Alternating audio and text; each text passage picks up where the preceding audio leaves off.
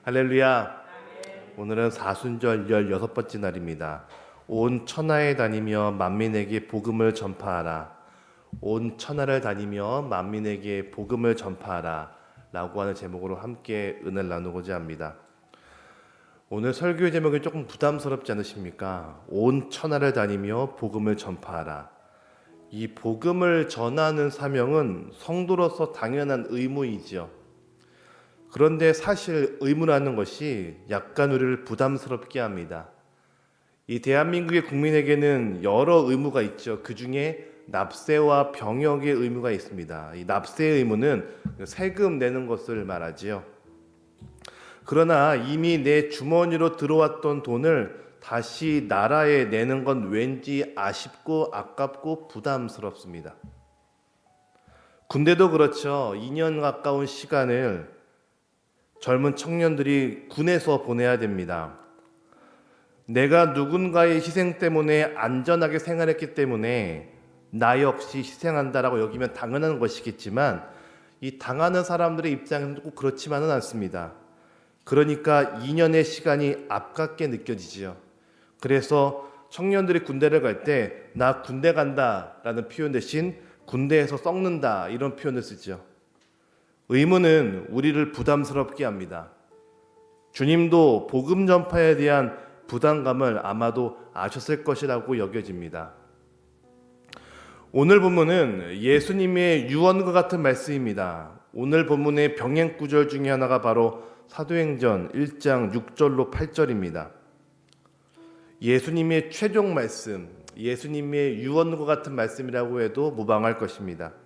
그만큼 복음 전파의 말씀은 참 무게감 있게 우리에게 다가온다는 것이겠죠. 그런데 본문이 참 재미있습니다. 저 같으면 이 중요한 이야기, 그 사람의 그 마지막 이야기, 유언과 같은 이야기가 되게 중요하지 않습니까? 이 중요한 이야기이기 때문에 제자들을 다 불러 모아서 심각한 분위기를 아마 잡을 말했을 것입니다. 삼국지의 도원결의처럼 예수님의 피를 상징하는 포도주를 다 마시고 제자들을 붙잡으시면서 야 우리 복음 전하다 죽자, 우리 끝까지 죽는 거야 라고 하는 어떤 큰 결단과 결의가 있을 법한데 예수님은 이 어려운 얘기, 이 부담스러운 이야기를 밥을 드시면서 말씀을 하십니다. 본문 14절입니다. 같이 읽어볼까요? 14절 같이 읽겠습니다. 그 후에 11 제자가 음식 먹을 때에 예수께서 그들에게 나타나사 그들의 믿음 없는 것과 마음이 완악한 것을 꾸짖으시니 이는 자기가 살아난 것을 본 자들의 말을 믿지 아니함일러라. 아멘. 본문은 말하고 있죠. 음식 먹을 때에 라고 말하고 있습니다. 밥을 먹을 때에 이 중요한 이야기를 꺼내십니다. 왜 굳이 주님은 이 중요한 이야기를 밥 먹을 때 하셨을까요? 밥 먹을 때의 대화는요, 여러분 서로 가볍게 말하고 가볍게 듣습니다. 간혹 가볍게 듣다가 까먹을 수도 있죠. 하지만 반대로 제자들은 예수님과 식사하신 후에 예수님께서 하늘로 승천하시지요. 그 승천하셨던 그 기억 때문에 아마도 제자들의 입장에서는 밥 먹으면서 계속 생각났을 것입니다. 매일 밥 먹으면서 그때 예수님이 식사하시고 올라가셨지. 밥 먹으면서 그때 예수님이 이런 말씀하셨지. 아마도 식사하시다가 계속 예수님의 생각을 했을 것입니다. 그 예전에 어른들께서 자녀들과 식사하실 때마다 막 혼내셨죠. 야, 밥 남기지 마라. 이 쌀이 농부들의 피땀으로 만들어진 거야. 막 타박하셨죠. 그때의 타박이 식사할 때마다 기억이 납니다.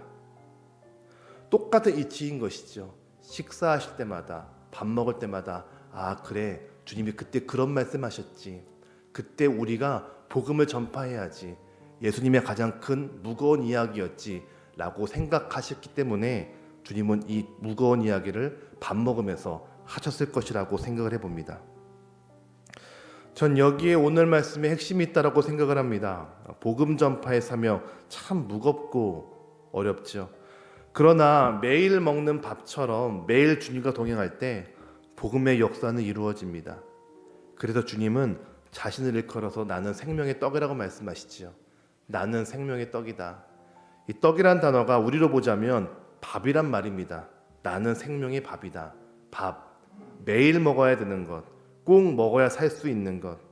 믿음은 매일매일 이루어지는 것입니다. 한 번에 이루어지는 것이 아니라 매일매일 이루어지는 것. 복음 전파도 우리의 일상, 우리의 매일을 어떻게 보내는가에 따라서 달라질 수 있다라는 것이죠. 오늘 이러한 견지에서 함께 말씀을 나누어 보려고 합니다.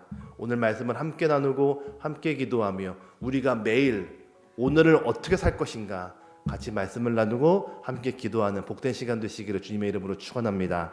첫 번째입니다. 오늘의 시간은 믿음의 역사를 일으키는 재료입니다. 오늘의 시간은 믿음의 역사를 일으키는 재료이다. 14절을 다시 보실까요? 주님께서요, 밥을 먹고 있는 제자들에게 두 가지에 대해서 심각하게 꾸짖습니다. 두 가지. 그 첫 번째가 뭐냐면 그들의 믿음 없는 것을 꾸짖습니다. 그들의 믿음이 없는 것. 이 말을 원어로 보니까요, 불성실하다라는 말로 풀이하고 있습니다. 믿음이 없는 것은 성실하지 않다, 이런 뜻입니다. 여러분, 성실함은요, 한 번에 잘해서 만들어지지 않습니다. 꾸준히 계속 이어갈 때마다 만들어지죠. 신앙도 마찬가지입니다. 한 번에 와장창 한 방에 되는 것이 아니라 꾸준히 매일같이 이루어질 때 그때 하나님의 역사가 만들어지는 것이죠. 그때 믿음이 만들어지는 것입니다. 여러분, 오늘 새벽에 나오실 때 쉬우셨습니까? 와, 상쾌하다 그러셨습니까? 아침에 새벽에 졸린 눈을 비벼 가시면서 졸린 얼굴에 찬물로 세수하시면서 나오지 않으셨습니까? 그 매일의 과정, 그 매일의 기도의 과정이 여러분들의 믿음을 크게 할 것이고 여러분들의 굳은 의지를 만들어가게 될 것입니다. 바로 믿음은 성실로 만들어지게 된다는 것이죠. 두 번째, 주님은 마음이 완악한 것을 꾸짖습니다. 마음이 완악한 것을 꾸짖었다. 이 말씀을 원어로 보니까요, 마음이 딱딱하다라는 뜻입니다. 중심에는 하나님의 마음이 있지만, 중심에는 하나님의 은혜가 있지만 그 중심 곁에 온갖 편견과 자기 생각이 겹겹이 있습니다. 그러니까 하나님의 명령, 하나님의 말씀이 들려온다 할지라도 계속 거절하고 튕겨 나가는 것이죠.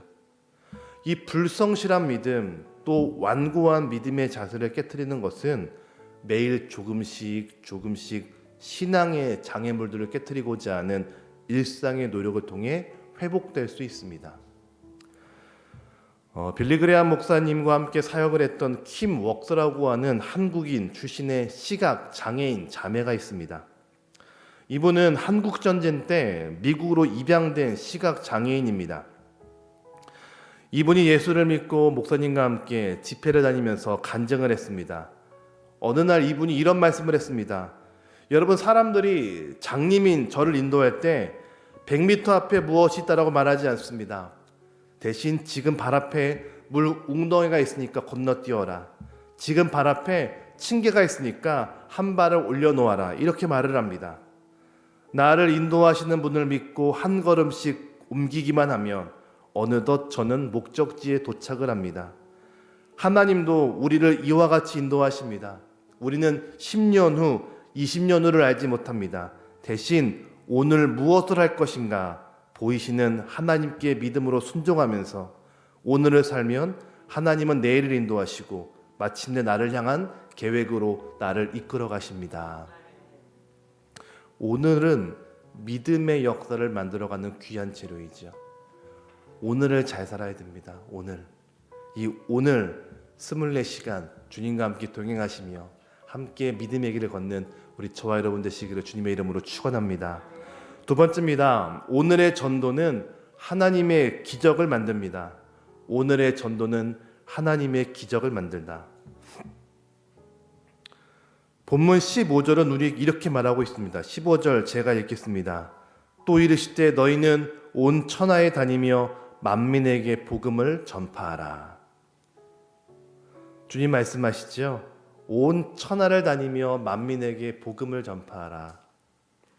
주님은 우리에게 온 천하를 다녀라라고 말씀을 하십니다. 세상 곳곳을 다녀라 이런 말이죠. 그렇다면 여러분, 우리에게 온 천하, 세상 끝날, 세상 마지막 그 자리는 어디일까요? 온 천하란 말은요, 내 발길 닿는 곳이 나에게 온 천하입니다. 만약 내 바운더리, 내가 가는 곳이 동네 앞 슈퍼라고 한다면 내 온 천하는 동네 앞 슈퍼까지인 것이죠. 만약에 어떤 분은 열심히 해외를 돌면서 일하는 분이라면 그분의 발끝, 그분의 온 천하는 세계 해외입니다. 내 발이 닿는 곳이 나에게 온 천하인 것이죠.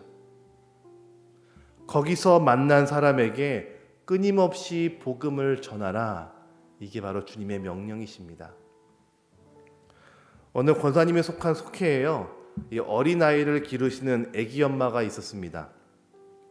이 아기 엄마가 원래 교회를 잘 안 나오시는데 이 육아까지 감당하시니까 더더욱 교회를 못 나오시는 거예요. 이 속장님께서 어떻게 하면 저분을 교회로 인도할 수 있을까 기도하던 중에 이 친정 엄마의 마음이 들더랍니다. 그래서 이 밑반찬을 조금 더해서 그 일회용 봉지마다 이렇게 담았습니다. 담아가지고요, 저녁 드시기 몇 시간 전에 그 집을 찾아가서 벨을 눌렀습니다. 벨 눌러서 이렇게 밑반찬을 조금씩 봉지에 주는 겁니다. 처음엔 이분이 부담스럽다고 안 받겠다고 막 거절했는데요, 한 번씩 받다 보니까 참 귀한 겁니다. 뭐 반찬 시간이 어디 있겠습니까? 근데 조금씩 반찬을 주셨는데 이 반찬이 일반 사 먹는 것보다 더 맛있고 또 깨끗하니까 너무 좋은 거예요. 한 번씩 받아 먹었습니다. 그러다가요, 어느 순간 너무 고마워서 이분도 조금씩 선물을 주시다가 결국에는 집 안으로 들어오시라고 초대했답니다. 집 안에 들어가서 같이 아이도 봐주고 서로 이야기를 나누다가 어느 순간부터 그 집에서 속회가 시작이 되었습니다. 그리고 어느 순간 그 가정이 교회에 나오게 되었다, 이런 말을 들은 적이 있습니다. 주님의 지상명령은 참 우리를 부담스럽게 하죠. 그러나 오늘 내가 할 수 있는 작은 순종은 엄청난 열매를 맺게 하십니다. 이 코로나 시대에 우린 모두 마스크를 쓰고 있죠. 일부러라도 거리를 두고 살아가는 그런 시대입니다. 그러나 오늘 나에게 주시는 하나님의 분명한 마음은 있습니다. 그 마음을 함께 간구하며 지혜를 구했으면 합니다. 주님은 말씀하시지요, 온 천하를 다니며 만민에게 복음을 전파하라. 우리가 닿는 발길, 우리가 닿는 곳곳이 우리의 온 천하입니다. 거기에서 사람들을 만나 복음을 전하는 것이 바로 우리의 사명이자 의무인 것이죠. 그러려면 하나님께 지혜를 간구하셔야 됩니다. 주님, 나에게 주시는 하나님의 지혜를 부어주시옵소서. 내가 오늘 무엇에 순종하겠습니까? 순종의 말씀을 나에게 부어주시옵소서. 함께 기도하며 은혜를 간구하는 우리 저와 여러분 되시기를 주님의 이름으로 축원합니다. 마지막 세 번째입니다. 예수께 충성하면 생기가 넘칩니다. 예수께 충성하면 생기가 넘친다.